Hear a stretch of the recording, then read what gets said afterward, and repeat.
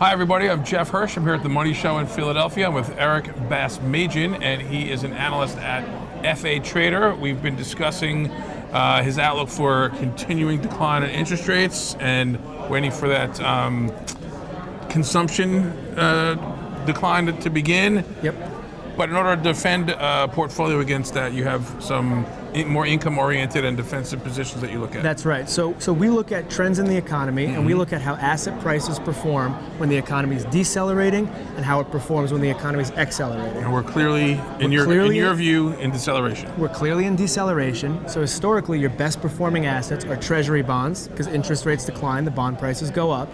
And your more defensive-oriented equity sectors, so utilities, consumer staples, and real estate are going to continue to be your top performers. Any healthcare?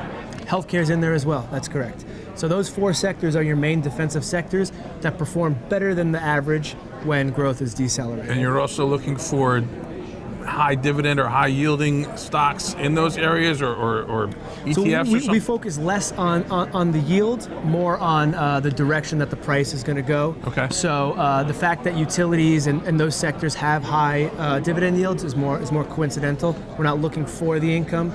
That income may provide a buffer, which helps them be defensive. I would argue that it does. So what particular securities, sectors, ETFs are you suggesting people take a look at?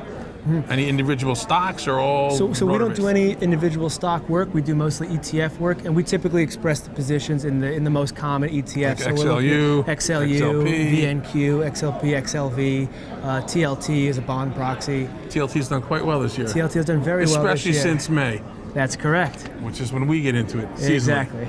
All right, so defensives, utilities, staples, healthcare, and the bonds. And the bonds. And you can find all this information more on fatrader.com. All right, thanks, Eric. Thank you. Thanks, everyone.